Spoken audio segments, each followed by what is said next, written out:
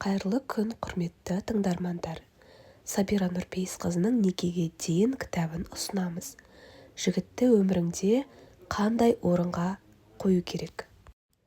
Ер адам әйел адамның өмірінде бірінші орында тұрмауы керек.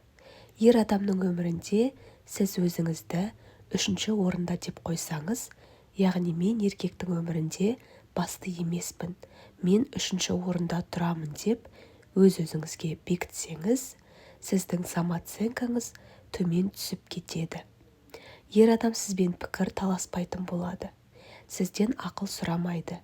Сізге керек пе, керек емес пе, бұл оны алаңдатпайтын болады. Себебі сіз оған өзіңіздің орныңызды білдіріп қойдыңыз. Еркекке әрқашан өзіңіздің бірінші орында тұрғаныңызды білдіру керек.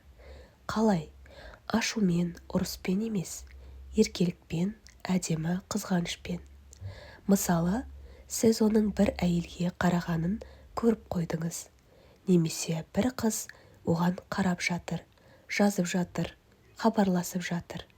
Сіз өзіңіздің ол қыздан жоғары дәрежеде екеніңізді сөзбен және іспен, көзқараспен оған білдіру керексіз. Мысалы, жаным, анау қыз неге сонша қарап жатыр қайта-қайта саған? Сен оған қарайсың деп ойлап жатыр ғой деймін, иә? Деп күле саласыз.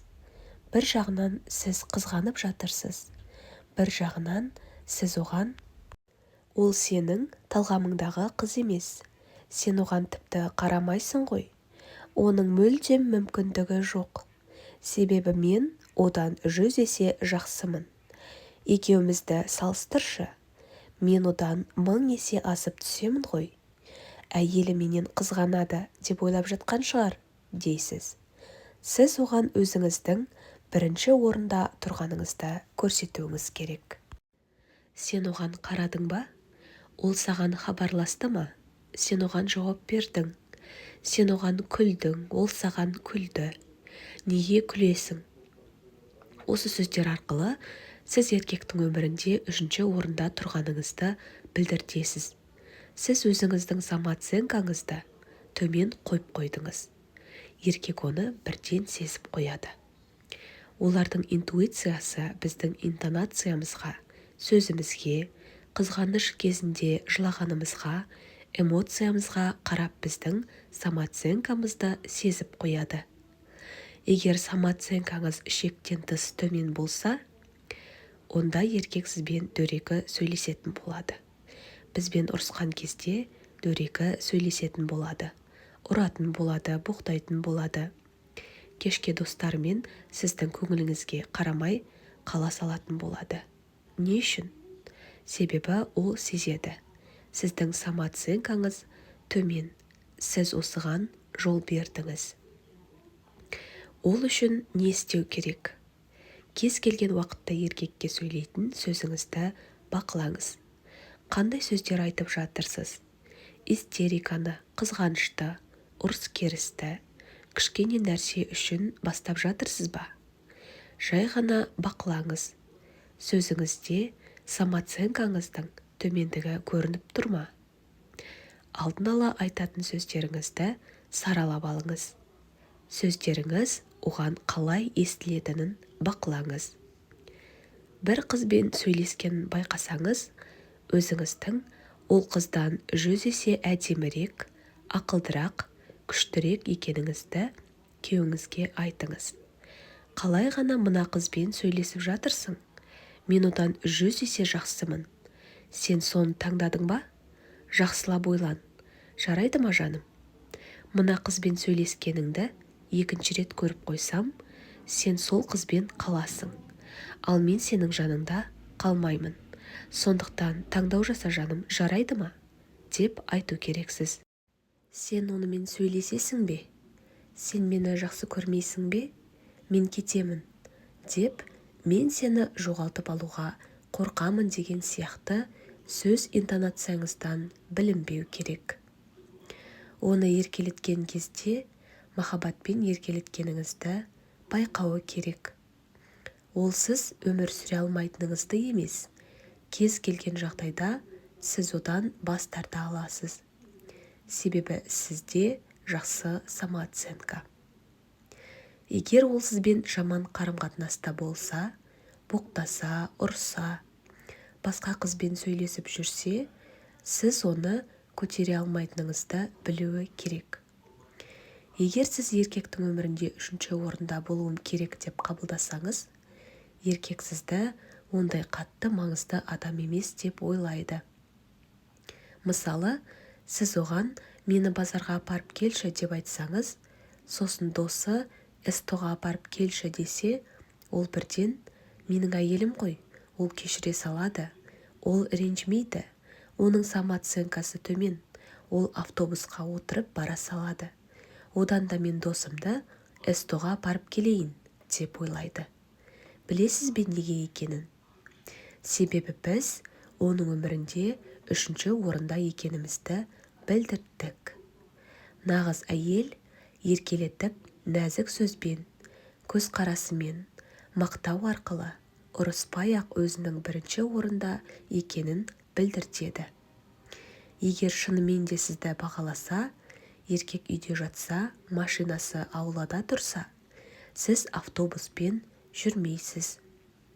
Ол міндетті түрде сізді таксиге отырғызады, немесе өзі апарып тастайды. Ол сіздің шаршамауыңызды қалайды. Не үшін? Себебі сіз оның өмірінде бірінші орындасыз.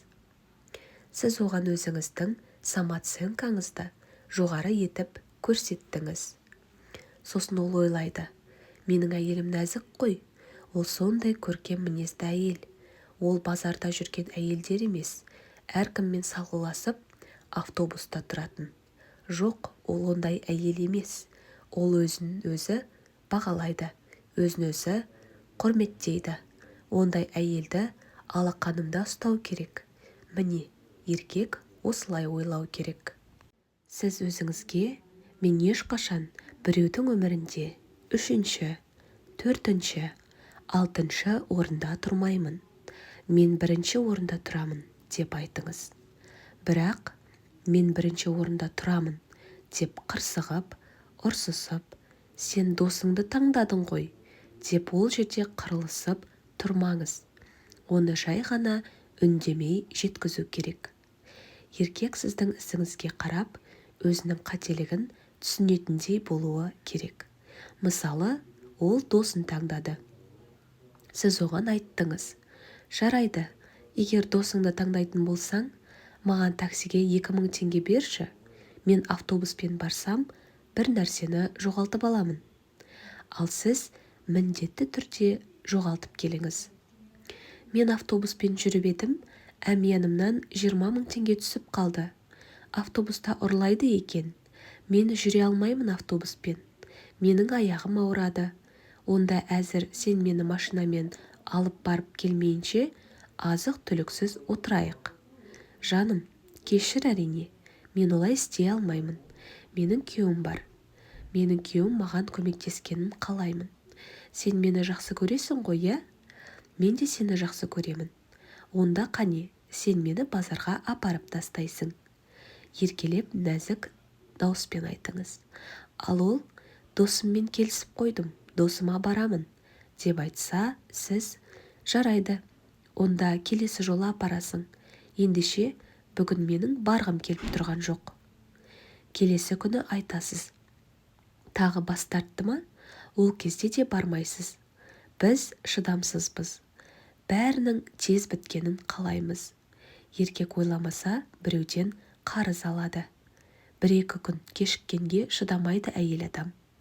Тіпті несие күйеуінің атында болса да, ал еркекке 1 апта бойы несие төлеңіз деп хабарласа берсе, еркек 2-ші, 3-ші айда ойланады. Ал бізге бәрін тындырып тастаған ұнайды. Біз нәзік бола алмаймыз. Еркек міндетін атқармаса, әрине, біз нәзік бола алмаймыз. Бүкіл шаруаны өз мойнымызға аламыз. Еркектің табиғаты ол қорғау, жауапкершілікті өз мойнына алу, нағыз батыр болу, жанындағы нәзік жанды қорғау. Біз сол ұйықтап жатқан табиғатын, ояту керекпіз. Ол бірден оянып кетпейді. Бір ауыз сөзден керемет болып кетпейді. Оған уақыт керек, сабырлық керек, шыдамдылық керек. Еркектің міндетін ол өзі мойнына алмайынша жасамау керек. Тыңдармандар, бұл бөлім аяқталды. Арнамызға жазылуды ұмытпаңыздар.